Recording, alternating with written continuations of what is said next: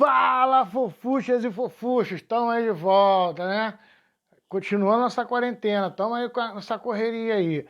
Agora fomos para o segundo bimestre. Segundo bimestre a gente vai falar da Primeira Guerra Mundial. É o nosso foco, centrão do nosso conteúdo nesse primeiro bimestre é a Primeira Guerra Mundial e a Revolução Russa. Como vai surgir a União Soviética, o primeiro país socialista do mundo? É o conteúdo centrão da gente. Só que agora a gente vai preparar esse bolo. A gente vai hoje estar vendo hoje aqui. Primeiro, que Rússia é essa? Que Rússia é essa que vai virar uma Rússia socialista no meio da Primeira Guerra Mundial, no meio da briga, ela vira uma outra coisa. Então a gente vai dar uma olhada ali no que era a Rússia, como ela funcionava, e vamos ver agora a parte econômica, as mudanças que o petróleo trouxe para desembocar no que a gente chama de Primeira Guerra Mundial. Como o ouro negro modificou a sociedade a um ponto da gente chegar a uma guerra mundial. Então agora, nesse primeiro pedaço, eu vou pedir ajuda do professor Alex de História para me dar uma moral para falar um pouquinho sobre a Rússia dessa época. Fala aí, Alex. Manda ver. Fala, galera, tudo bem? Hoje nós vamos falar sobre o czarismo. O que é o czarismo? O czarismo é a mesma coisa que o absolutismo, só que na Rússia. Ele vai até 1917, até a Revolução Russa de 1917. O czarismo é o absolutismo do czar, ou seja, do imperador, que é absolutista, que controla, né, que tem todo o poder absoluto nas suas mãos.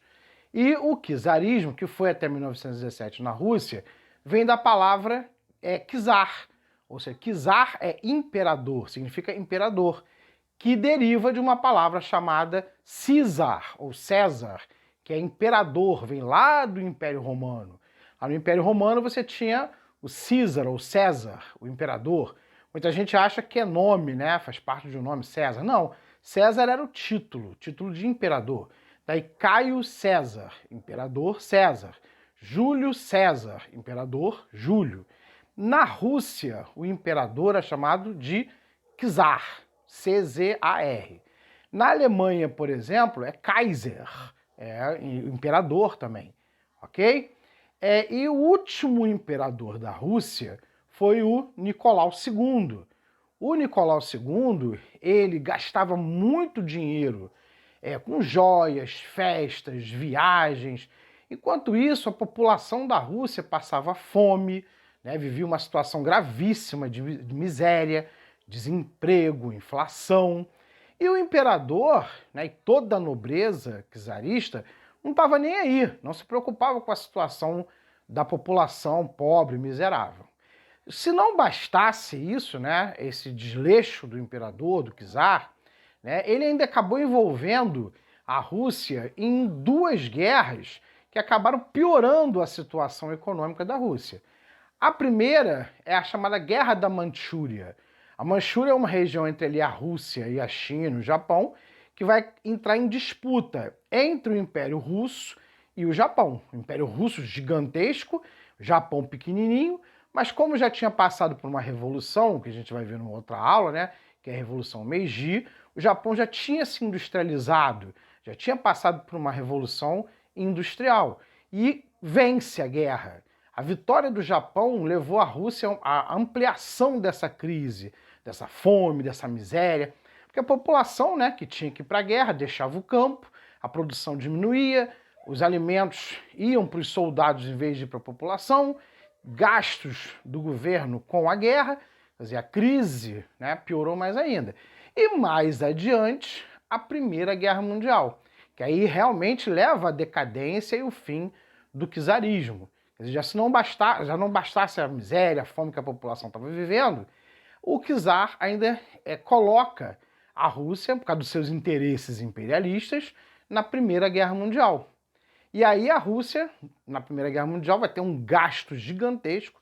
a miséria, a inflação, o desemprego, né, a fome, vão chegar a um patamar tão grande que a população vai acabar se revoltando e vai acabar ocorrendo uma revolução dentro, né, da própria Rússia, que a gente vai estudar mais adiante, que é a Revolução Russa de 1917 e a queda do próprio czar, ok? Um abraço, hein? Viu aí?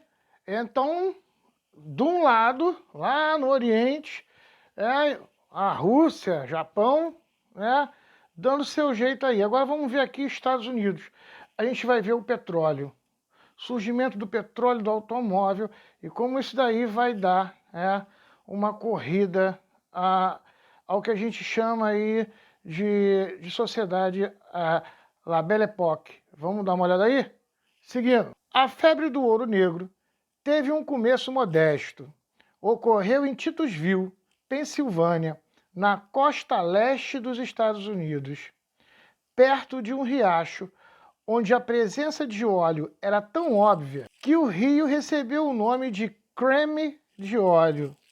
A Guerra da Secessão entre o norte e o sul dos Estados Unidos, entre 1861 e 1865, onde o norte industrializado vence o sul escravista e agrícola, não atrapalhou o desenvolvimento do país. Com a construção da ferrovia transcontinental que ligava o Oceano Atlântico da costa oeste ao Pacífico da costa sul.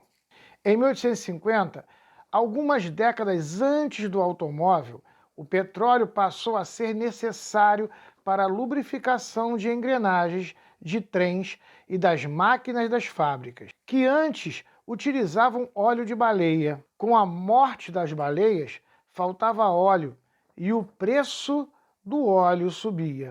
O petróleo era mais barato e eficiente, e com isso alavanca as fábricas. Na sociedade, as lâmpadas a óleo, que eram coisas de rico, passam para a classe média agora, com os vendedores de parafina nas ruas pobres da cidade. A indústria automobilística nasceu nos Estados Unidos como seu combustível, o petróleo, através de um jovem de Michigan chamado Henry Ford. Porém, o carro de Ford era muito caro para se produzir, com peças e um artesanato complicado. Até que o economista chamado Taylor mecanizou a produção e criou a possibilidade da produção do automóvel em larga escala. Então surgem os modelos T de Henry Ford, que tomam rapidamente o mundo inteiro. São carros baratos e vendidos, eles são rápidos, de mecânica fácil. O petróleo agora passa a tomar conta das cidades. O petróleo, que antes estava só nos Estados Unidos, passa a dominar toda a Europa. Luz elétrica, o automóvel, o cinema, o disco de vinil, o Zeppelin e o avião de Santos Dumont, as lojas de magazine, criavam uma classe média que ficava embriagada pelo esplendor das luzes de Paris. Nasce assim a La Belle Époque. Fala, galera, beleza? Então vamos seguindo aí. Nós vimos aqui a importância do petróleo, como ele surge nos Estados Unidos, o surgimento do automóvel, luz elétrica, todos esses equipamentos que vão dar no que a gente chama de La Belle Époque, que na verdade é uma explosão da classe média, principalmente na França, um movimento artístico ali. Então você tem toda uma estrutura de uma visão de um mundo, a gente já chegou a comentar isso, de um mundo perfeito. A tecnologia, ela vai embriagar tanta população que elas vão achar que a ciência e as fábricas serão capazes de resolver todos os problemas. Esse clima, ele paira no ar da La Belle Époque, para a gente poder entender isso. Isso tudo é feito através de um combustível, que é o petróleo. O petróleo agora é o combustível do momento, ele está fazendo com que as máquinas acelerem. Os Estados Unidos já percebeu isso, a Inglaterra já percebeu isso também. É a segunda a disparar nesse processo aí. Importante a gente entender que ainda outros países ainda estão usando carvão. Ainda se usa o carvão, mas essa troca aí do combustível de carvão pelo petróleo, ela vai ficando evidente.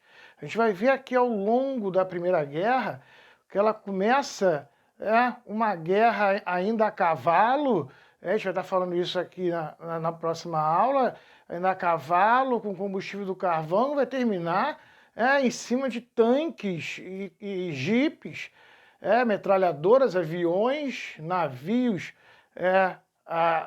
movidos a motor a combustão, metralhadoras e equipamentos. Vira a guerra das máquinas, né? Isso aí vira uma guerra das máquinas. A gente vai ver aqui que da metade da guerra, né, de 1916 para lá, a guerra vira uma outra coisa. Ela muda completamente com a tecnologia. Essa tecnologia do petróleo. Por isso é importante a gente dar essa olhada aí, nesse caminhar do petróleo aí, é o caminhar da Primeira Guerra Mundial.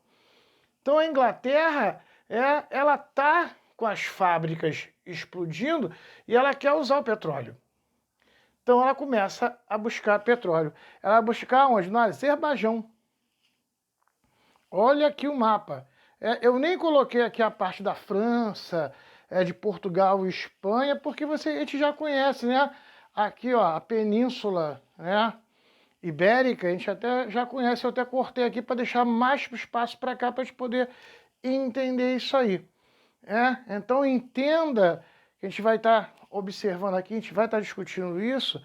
Entenda que a Inglaterra, ela está pegando o combustível, o petróleo, aqui, né, na beira do Mar Cáspio, atravessa o Mar Negro, passa por Istambul, entra aqui no Mar Egeu, Mar Mediterrâneo, vai dar a volta para ir lá para Londres, para as fábricas de Londres. Assim o petróleo faz o caminho.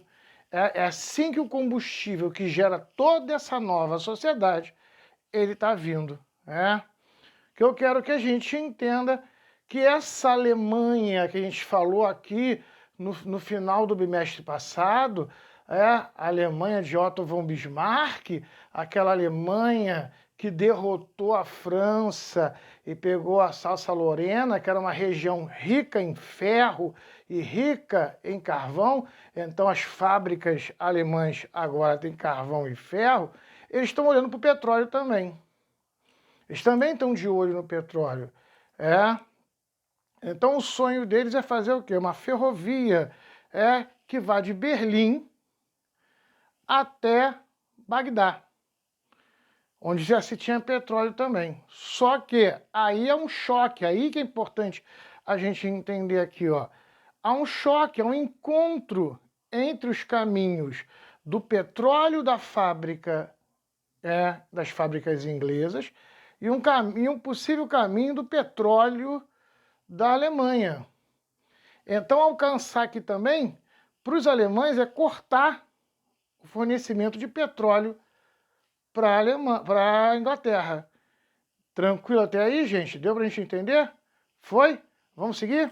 Vamos lá então, galera. Beleza? Olha só, agora que a gente já fez essa preparação aí da Primeira Guerra, vamos olhar agora motivos da Primeira Guerra Mundial. Fatores que levaram à Primeira Guerra Mundial. Nós botamos aqui 4 fatores importantes que a gente vai estar discutindo eles aqui. Um é o nacionalismo, outra ideia é o revanchismo, neocolonialismo e a consolidação da sociedade industrial. Eu vou começar de trás para frente, do número 4 pra gente, até o 1, até porque a gente já começou falando aí de certas coisas. Então vamos lá.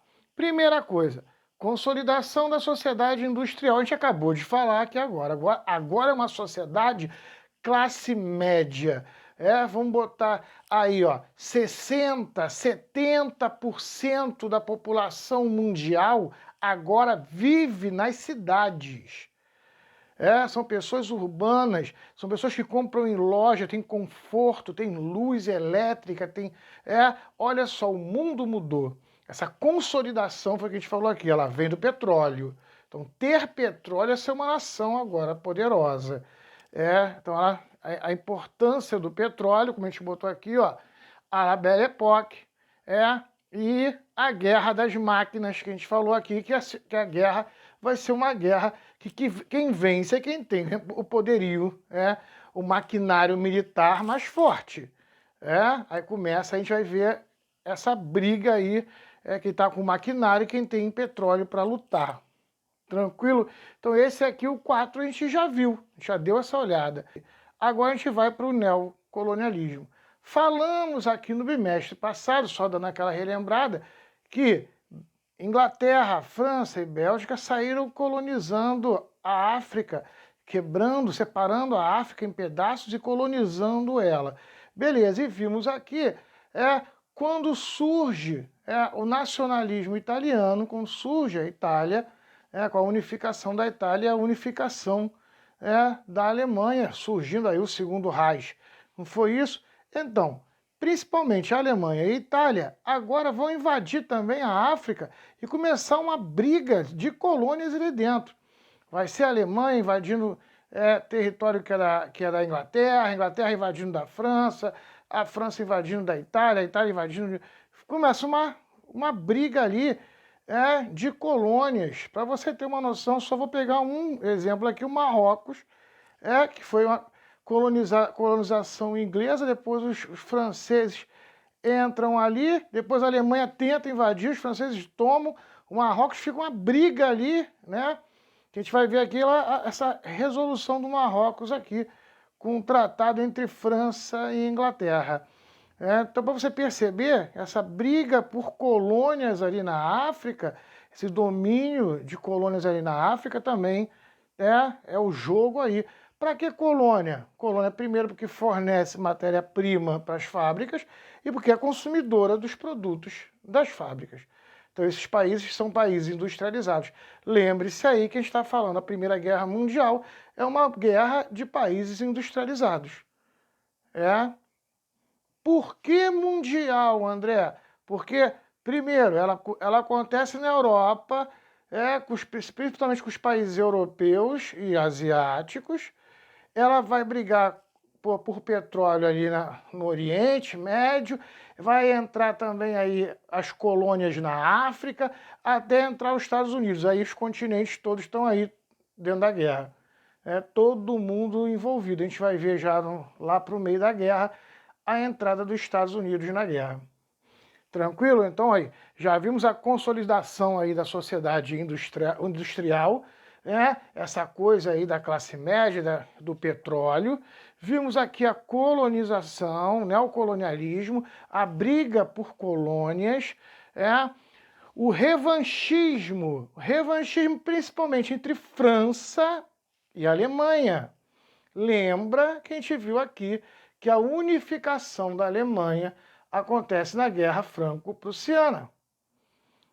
A Prússia do Otto von Bismarck, o Otto von Bismarck dá aquela armada, rouba a carta, falsifica para iniciar uma guerra e lançar-se ao nacionalismo, e a Alemanha acaba ficando com a Alsácia-Lorena, que ela tem lá carvão e ferro.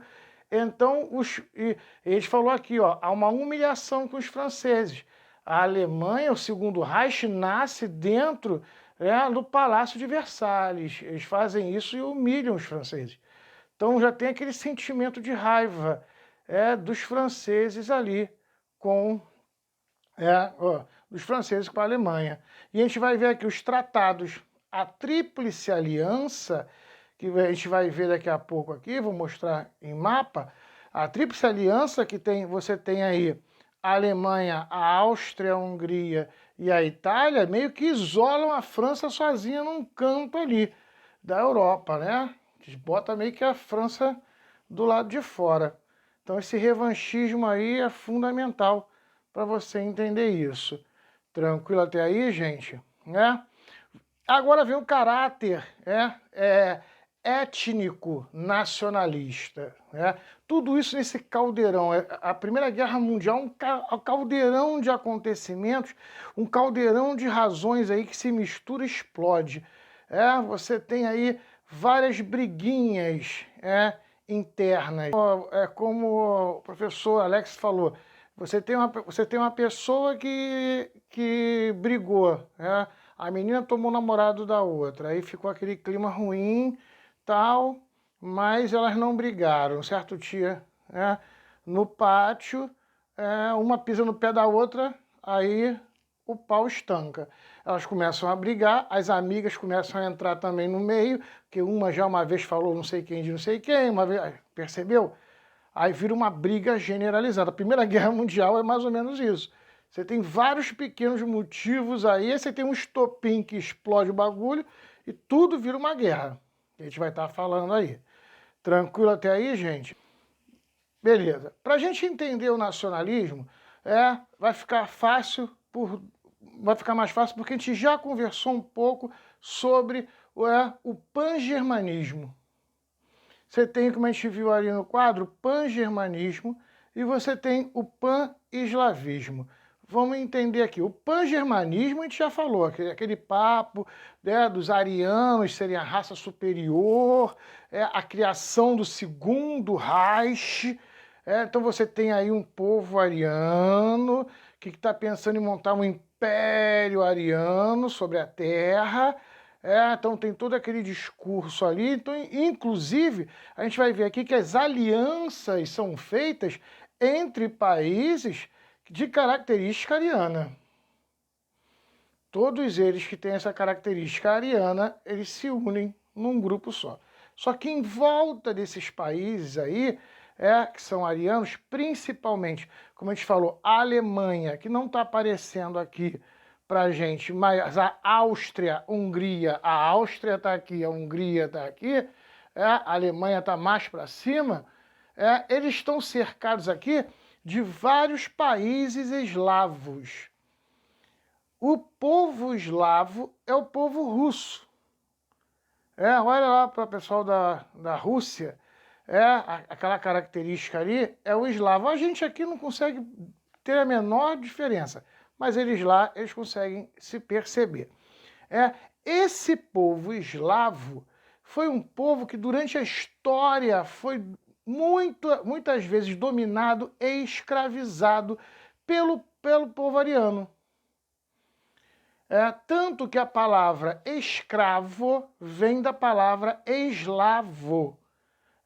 Da palavra eslavo deriva a palavra escravo. Então, para você ver como o povo eslavo já era um povo que na região ali era muito humilhado, muito mal visto pelo povo germânico. Você tem ali o Império Austro-Húngaro, que domina várias regiões ali, onde tem várias pessoas que moram. A própria Hungria é um país onde quase metade da população é ariana, outra metade da população é eslava. Então aqui no mapa eu quis só mostrar para a gente os principais países eslavos. Ucrânia, olha aí, Eslováquia, a Sérvia, importantíssima a Sérvia, porque a gente vai estar discutindo ela aqui, e a Bulgária. E você tem aqui a Bósnia. A Bósnia fazia parte, nesta época, do Império Austro-Húngaro, mas há bem pouco tempo.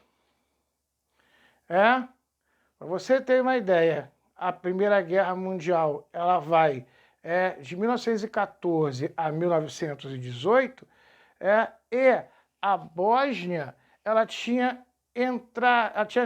sido absorvida pelo Império Austro-Húngaro em 1908. Então não havia muito tempo que a Bósnia tinha perdido a sua autonomia como país. E ali é uma mistura étnica muito grande, inclusive de eslavos, e eslavos sérvios, vindos da Sérvia, que era dos povos aqui eslavos, é aquele que mantinha um sonho de montar um grande império eslavo. Aí o que acontece, o herdeiro do trono do Império Austro-Húngaro, que era o arquiduque Francisco Ferdinando, ele com a sua esposa, ele vai para dentro da Bósnia, para a cidade de Sarajevo, que é um bairro pobre, classe média pobre, onde você tem uma grande concentração de sérvios, eslavos. Você tem ali aquela galera que é eslava, que não gosta muito dos arianos, e vai andar de carro aberto, né? Então é meio que esperar tomar um tiro, né? É botar um cordão de ouro e andar com a corrente de ouro no pescoço e andar na favela. E fez mais ou menos isso, porque a dominação ariana dentro do território de Sarajevo não era muito bem aceito. Dentro das comunidades eles não eram muito bem aceitos. Você quer ver aí, você percebeu o que aconteceu. Ele vai passear em carro aberto, aí rola um atentado, ele é assassinado. E vai desembocar aí um processo de guerra, que a gente vai estar discutindo. Até aí tranquilo, gente? Tá dando pra gente entender aí? Beleza? Vamos seguir. André, por que a morte do arquiduque Francisco Ferdinando lá em Sarajevo, para um estudante sérvio, vai dar tanto problema? Você vai ver aqui agora. A gente vai dar uma olhada agora aqui nas alianças. Essas alianças é que vão eclodir com a morte dele. Vamos entender as alianças. A primeira aliança é a Tríplice Aliança, em 1882. A Alemanha, Áustria, Hungria e Itália, como a gente falou aqui, 3 países arianos, eles se juntam, primeiro aquele discurso da raça pura, do segundo Reich, toda aquela coisa, que você tem ali dentro, toda aquela ideologia do segundo Reich, e tinham como objetivo isolar a indústria da França e da Inglaterra do resto da Europa. Porque a Inglaterra, principalmente a Inglaterra, era a fábrica mais poderosa, era a indústria mais poderosa da época. Era Inglaterra e do outro lado, a Alemanha. Tranquilo até aí, gente? Fomos aí? Beleza. Começa esse processo que a gente falou aí da Tríplice Aliança. A França fica isolada, se sente isolada, e vai fazer o quê? Vai procurar fazer um pacto com a Rússia, que a França está aqui numa fronteira com a Alemanha, a Rússia está no outro lado da Alemanha, na outra fronteira. Faz um pacto que a gente chama de Aliança Franco-Russa, em 1892, para poder quebrar já essa Tríplice Aliança. Então, olha aí, é um acordo militar que acaba com o isolamento da França e encurrala a Alemanha. Agora é a França de um lado, a Rússia do outro. A França empresta grana, divide armamento com a Rússia e fica as duas ali, de olho na Alemanha no meio. Percebeu aí a Aliança Franco-Russa? Foi até aí, gente? Beleza. Vamos lá. Aí começa a obra que a gente falou aqui, começa aquela obra da fábrica, Aí começa a obra para se fazer a estrada de ferro, Berlim-Bagdá.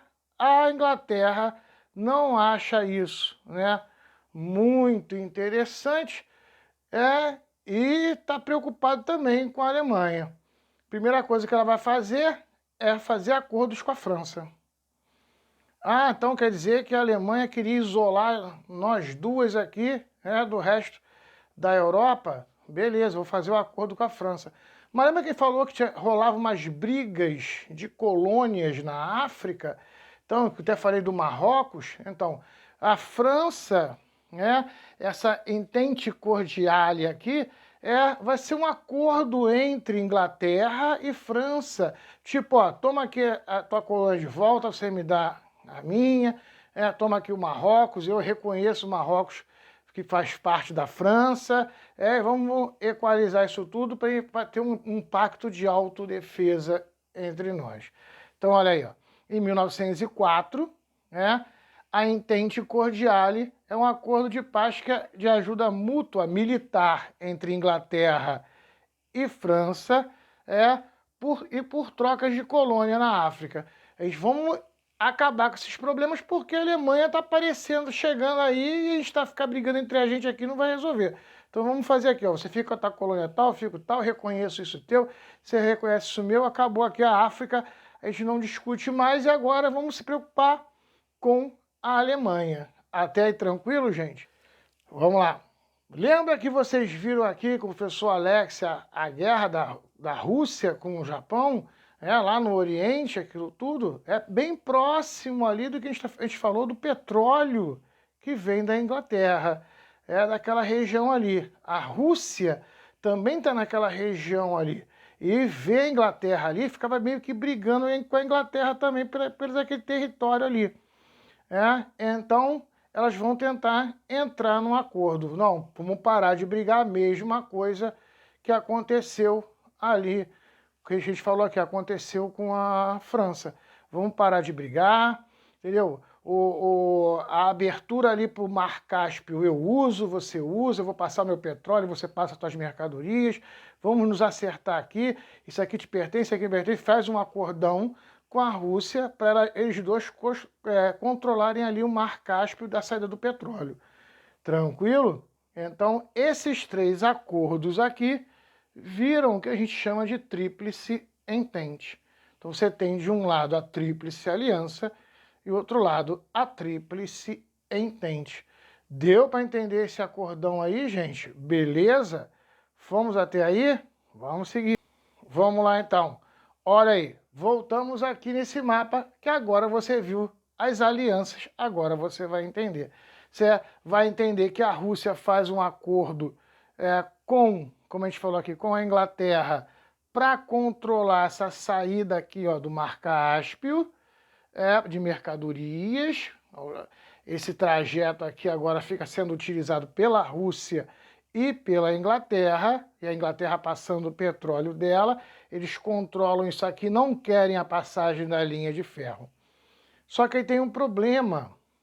A linha de ferro, para poder chegar até Bagdá, ela vai ter que passar por dentro de dois países que são eslavos. E os eslavos não gostam dos arianos. A briga que a gente falou étnica aí. Então, o que agora voltamos de novo à morte do arquiduque Francisco Ferdinando. Quando o arquiduque Francisco Ferdinando é assassinado por um rapaz sérvio que estava estudando lá e era eslavo, ele mata o arquiduque, o governo da austríaco fala o seguinte: vamos invadir a Sérvia para prender o garoto.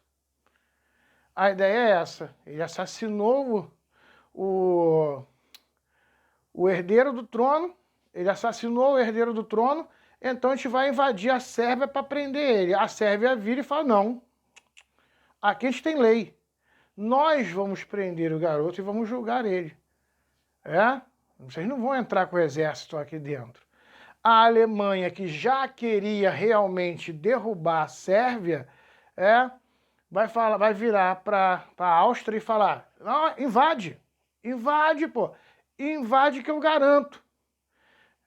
Quando a Alemanha fala invade para a Áustria, invade a Sérvia que eu garanto, a Rússia vai gritar de lá, que ela também é eslava: se invadir a Sérvia, eu vou entrar na guerra. Então, vamos voltar aqui. Então, a Sérvia diz, não, vocês não vão entrar aqui não. Quem vai prender o garoto somos nós. Nós vamos prender e julgar. A Alemanha, quando vê isso, fala: não, vira para a Áustria, para a Áustria-Hungria, e fala: invade, pô, tô querendo passar com a minha linha de trem aqui, invade, pô, invade, toma isso. Invade que eu garanto. Quando fala invade que eu garanto, a Rússia, que também é de povo eslavo, vira: ó, se invadir a Sérvia, eu entro na guerra. Aí a França, opa, se atacarem a Rússia, eu tô na guerra, eu fiz um acordo com ela, a Tríplice entende. Aí a Inglaterra fala, opa, se atacar a França e a Rússia, eu tenho um acordo com os dois também, entro na guerra. Quando invadiu, todo mundo começa a guerra. Agora você entende por que a morte do Francisco Ferdinando ela vai iniciar a Primeira Guerra Mundial.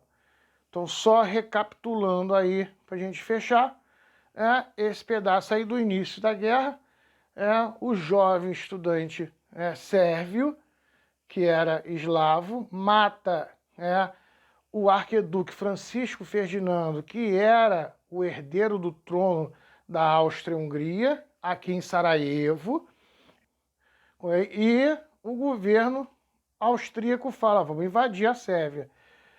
A Sérvia fala, não vai invadir, a gente vai solucionar aqui o problema. Aí a Alemanha fala, não, vamos invadir sim, vamos invadir que eu quero passar a linha de trem. Olha o interesse econômico aí, ó. Passar com a linha de trem aqui. Aí, ó, vem a Rússia. Se invadir a Sérvia, eu entro na guerra, sou eslavo também. Não vai rolar isso aí não. Aí vem Inglaterra e França. Opa, se atacarem a Rússia, temos um acordo e vamos entrar na guerra. Aí é quando começa, quando a Sérvia é invadida, começa a Primeira Guerra Mundial. A gente vai ver aqui, 1914. 1914, a Sérvia é invadida e começa a Primeira Guerra Mundial. Aí nas próximas aulas a gente vai estar dando uma olhada em como vai ser o desenrolar desta guerra aí. Tranquilo até aí, gente? Fomos, eu sei que a Primeira Guerra ela é cheia de detalhezinhos, mas devagarzinho a gente vai tentando desamarrar eles. Falou, galera? Belezinha? Espero que semana que vem aí eu já vou estar colocando aí o nosso trabalho aí valendo ponto, na nossa plataforma. A gente tem aí a nossa videoconferência, e eu vou estar deixando aí exercício para a gente estar fazendo. Tá? Gente, espero que esteja tudo bem na casa de vocês, todo mundo com saúde, todo mundo numa boa. Valeu, fui!